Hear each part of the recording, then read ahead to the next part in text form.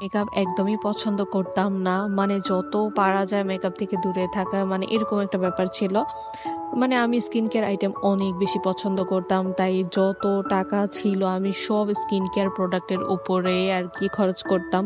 মানে এমন প্রোডাক্টও আমি স্কিন কেয়ারের কিনেছি যেগুলো অনেক হাই রেঞ্জের, লো রেঞ্জের মানে এমন কোনো প্রোডাক্ট বাকি নেই স্কিন কেয়ারের যেটা আমি ইউজ করিনি। মেকআপ আইটেম তেমন কিনাই হতো না। বাট রিসেন্টলি আমার মেকআপের প্রতি এত বেশি অ্যাট্রাকশন আর অবসেশন কাজ করে, মনে হতো যে মেকআপ আইটেম এত হাই রেঞ্জের কিনে কোনো লাভ নেই। বাট স্কিন কেয়ার আইটেমগুলো আমি অনেক হাই রেঞ্জের গুলো কিনতাম, যেমন ৩-৪ হাজার টাকা দিয়েও আমি ময়শ্চারাইজার ইউজ করতাম বা ক্রিম ইউজ করতাম, এখনো ইউজ করছি। মানে এই স্কিন কেয়ার আইটেমের প্রতি টাকা ইনভেস্ট করতে আমার অনেক বেশি ভালো লাগে। মানে এটা ওয়েস্ট মনে হয় না আমার কাছে। আর এখন টুকটাক আমি অনেক টাকা ইনভেস্ট করি হচ্ছে মেকআপের প্রতি, কারণ এখন কোথাও গেলে আমি অনেক সুন্দরভাবে সাজা ট্রাই করি। মানে নিজেকে একটু অন্যরকম ভাবে দেখতে অনেক বেশি ভালো লাগে। মনে হয় পৃথিবীতে সবচাইতে বেস্ট একটা কাজ হচ্ছে নিজের প্রতি ইনভেস্ট করা, সেটা যেটাতেই হোক, স্কিন কেয়ার হোক, মেকআপ হোক, ড্রেস, জুতা, ব্যাগ, এনিথিং। কথা বলতে বলতে আমার মেকআপ করা একদমই কমপ্লিট।